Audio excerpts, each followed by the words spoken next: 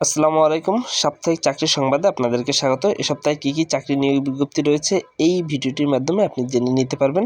কোন পদে কতজন লোক নেওয়া হবে সেই বিষয় সম্পর্কে বিস্তারিত তথ্য আমার এই ইউটিউব চ্যানেলে জেনে নিতে পারবেন।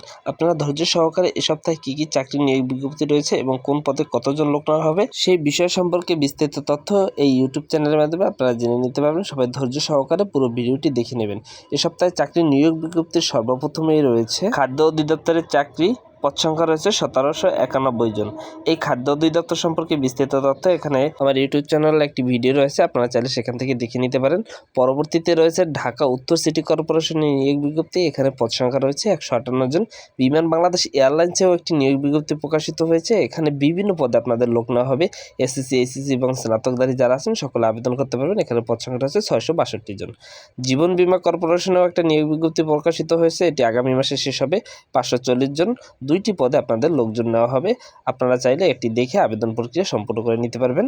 কাস্টম এক্সিস ও ভ্যাট কমিশনারেট ঢাকা, এখানে পদ সংখ্যা রয়েছে 64 জন। এখানে আপনাদের বিভিন্ন পদে লোক নেওয়া হবে।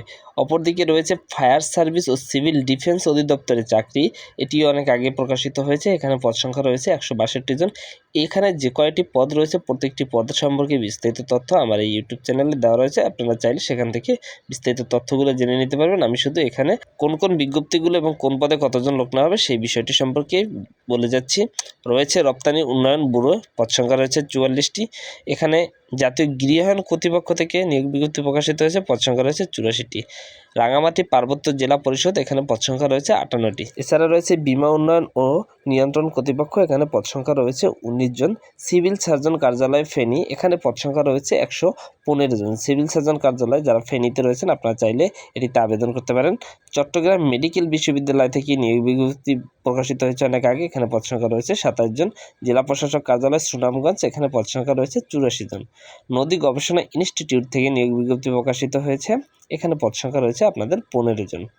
এছাড়া অপরদিকে যেসব চাকরির বিজ্ঞপ্তিগুলো রয়েছে সেগুলো হলো বেসামরিক বিমান পরিষদ ও পর্যটন মন্ত্রণালয়, এখানে পদ সংখ্যা রয়েছে 13 জন। বাংলাদেশ বিমান বাহিনী থেকে নিয়োগ বিজ্ঞপ্তি প্রকাশিত হয়েছে অফিসার ক্যাডেট পদে।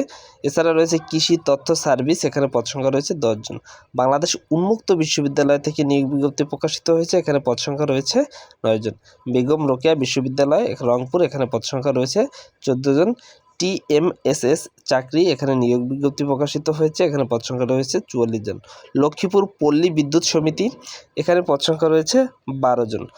নৌ পরিবহন অধিদপ্তর থেকে নিয়োগ বিজ্ঞপ্তি প্রকাশিত হয়েছে, এখানে পদ সংখ্যা রয়েছে 5 জন। এছাড়া রয়েছে ভোলা কারিগরি প্রশিক্ষণ কেন্দ্র, এখানে আপনাদের পদ সংখ্যা রয়েছে 4 জন। তো এ সপ্তাহে এগুলোই ছিল চাকরির নিয়োগ বিজ্ঞপ্তি। আপনারা চাকরি সংক্রান্ত যে কোনো আপডেট তথ্য পেতে হলে অবশ্যই আমার এই ছোট ইউটিউব চ্যানেলটির সাথে থাকবেন। চাকরি সংক্রান্ত সকল আপডেট এবং পরীক্ষা সংক্রান্ত যে কোনো বিজ্ঞপ্তি আমার এই ইউটিউব চ্যানেলের মাধ্যমে আপনারা জেনে নিতে পারবেন। ধন্যবাদ সকলকে, সবাই আমার এই ইউটিউব চ্যানেলটির সাথে থাকবেন।